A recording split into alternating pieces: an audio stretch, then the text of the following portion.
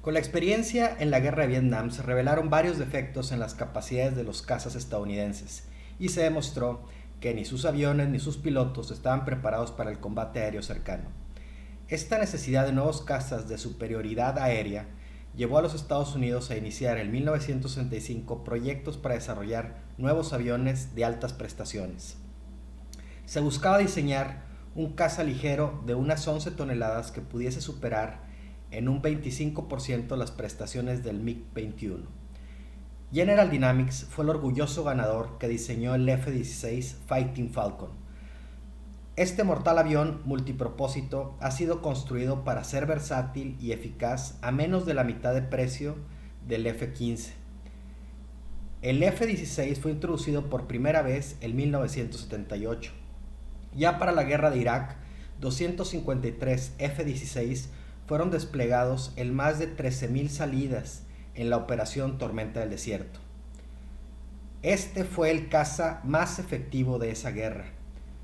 Accionado por un motor de 29,000 libras, es excepcionalmente eficaz en su relación potencia-peso. Con los posquemadores accionados a 18,000 metros puede alcanzar velocidades que superan los 2,000 km por hora.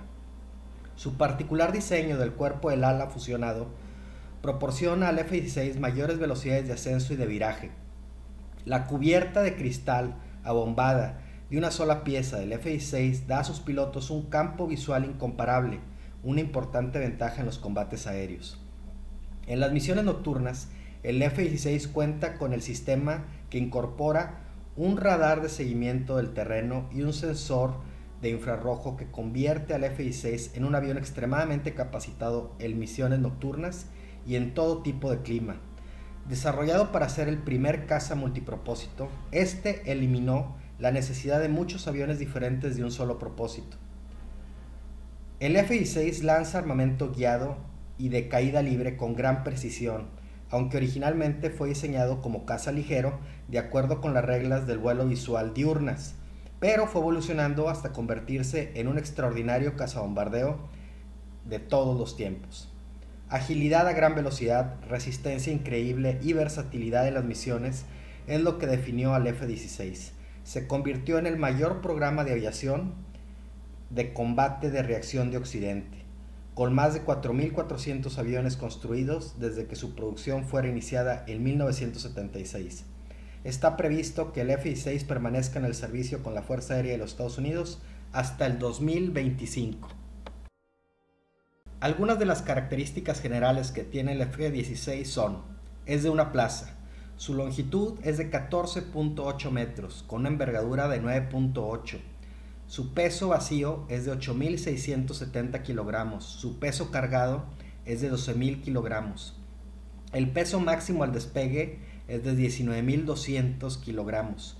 El empuje normal de 17,155 libras fuerza y el empuje con posquemador es de 28,600 libras fuerza.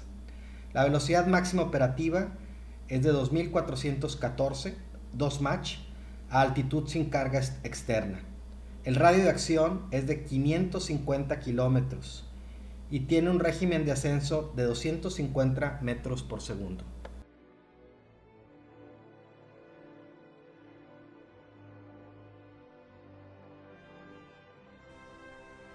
La historia detrás del F-16, The Fly It Falcon. Su prometeo fue John Boyd, quien nació en 1927.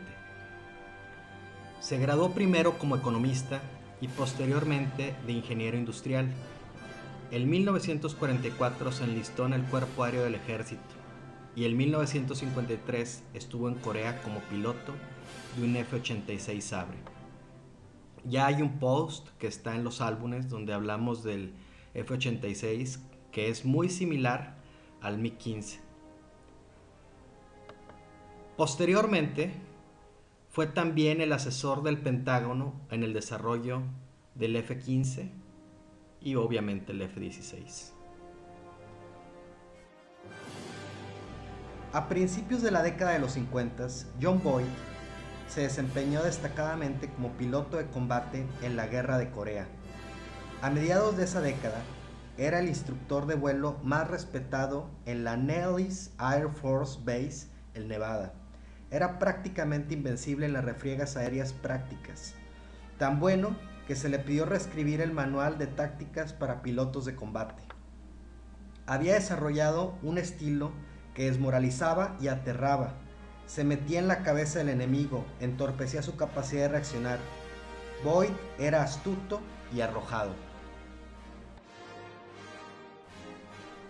Pero ninguna de sus instrucciones y habilidades, ninguno de sus roces con la muerte como piloto, lo preparó para el apuñalamiento incruento por la espalda, maniobras políticas y guerra indirecta del Pentágono, donde se le asignó en 1966 para colaborar en el diseño de jets de combate ligeros. Como pronto descubrió el mayor Boyd, los burócratas del Pentágono estaban más preocupados por su trayectoria que por la defensa nacional. Les interesaba menos el desarrollo del mejor avión de combate que satisfacer a los contratistas, a menudo comprando nuevo instrumental tecnológico independientemente de su inconveniencia. Como piloto, Boyd se había enseñado a ver cada situación como una especie de combate estratégico, y en este caso decidió transferir sus habilidades y estilo de guerra a las junglas del Pentágono. Intimidaría, desalentaría y burlaría a sus adversarios. Boyd creía que un aerodinámico jet de combate bien diseñado podía superar a cualquier avión del mundo, pero los contratistas rechazaron su diseño porque era poco costoso. No desplegaba la tecnología que ellos trataban de vender. En tanto, los colegas de Boyd en el Pentágono tenían sus propios proyectos favoritos. En competencia por el mismo montón de dinero, hacían todo lo que podían para sabotear o transformar el diseño de Boyd. Este desarrolló una defensa. Ofrecía la apariencia de ser un poco tonto. Vestía trajes raídos, fumaba puros repulsivos, mantenía una mirada perdida. Parecía sencillamente otro irascible piloto de combate, ascendido demasiado rápido y demasiado pronto. Pero tras bastidores controlaba cada detalle, se cercioraba de saber más que sus adversarios. Podía citar estadísticas, estudios y teorías de ingeniería que fundamentaran su proyecto y hallaran defectos en los ajenos. Los contratistas se presentaban a las reuniones con brillantes exposiciones impartidas por sus principales ingenieros. Hacían fantásticas afirmaciones que deslumbraban a los generales. Boyd escuchaba cortésmente. Parecía impresionado y de repente, sin aviso, pasaba a la ofensiva, desinflando las optimistas aseveraciones de los contratistas, demostrando en detalle que las cifras no casaban, revelando exageraciones y falsedades. Cuanto más protestaban, más malicioso se volvía Boyd, haciendo pedazos poco a poco sus proyectos.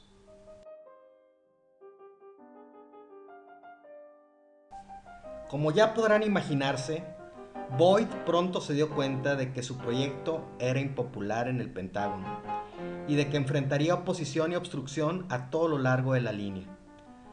Si intentaba combatir a todos, acometer a cada contratista y general, se agotaría y ardería en su propio fuego. Pero Boyd era un estratega de primer orden, y un estratega nunca pelea fuerza contra fuerza. Sondea, en cambio, las debilidades del enemigo. Además, una burocracia como la del Pentágono inevitablemente tiene debilidades que Boyd sabía cómo identificar. La gente del Pentágono quería encajar y complacer. Eran personas políticas, cuidadosas de su reputación. También estaban muy ocupadas y tenían poco tiempo que perder. La estrategia de Boyd fue simple. A lo largo de los años se hizo fama de difícil e incluso de detestable. Meterse con él podía significar una desagradable batalla pública que mancharía la reputación, haría perder tiempo y perjudicaría políticamente. Golpeados en su lado vulnerable por un hombre al que habían subestimado en exceso, una y otra vez los contratistas salían de esas reuniones jurando vengarse. ¿Pero qué podían hacer? Él ya había echado por tierra sus cifras y convertido en humo sus propuestas, sorprendidos en el acto de exagerar los méritos de un producto. Habían perdido toda credibilidad, tenían que aceptar su derrota. Pronto aprendieron a evitar a Boyd. En vez de tratar de sabotearlo, esperaban que fracasara solo. Su reputación lo precedía. Incluso lo llegaron a llamar Genghis John o The Mad Mayor, el mayor loco, porque en esencia Boyd se transformó en una especie de puercoespín. Ningún animal deseaba vérselas con una criatura capaz de hacer tanto daño, por pequeña que sea.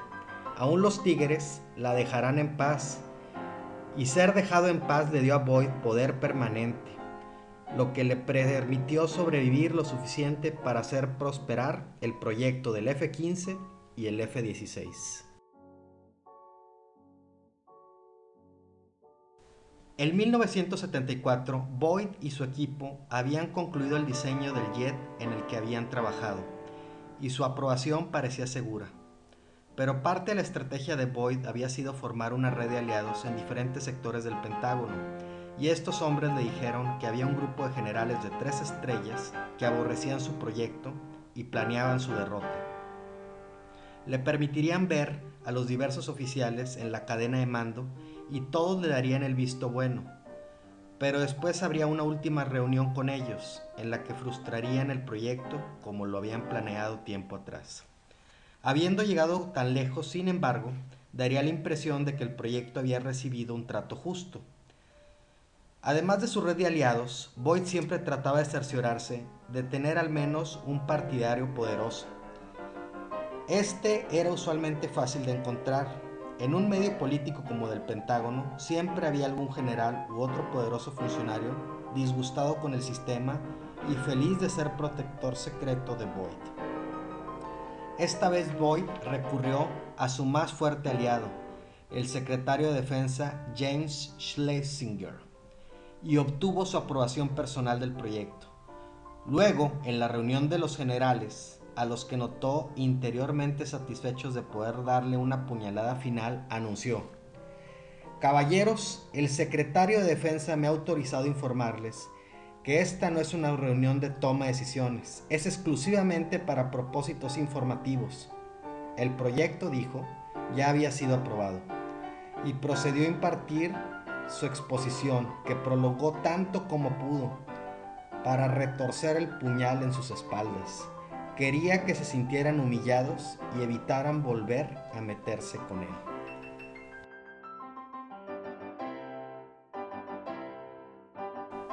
Como piloto de combate, Boyd se había enseñado a pensar en varias acciones antes que sus adversarios, siempre con la mirada puesta en sorprenderlos con alguna maniobra aterradora.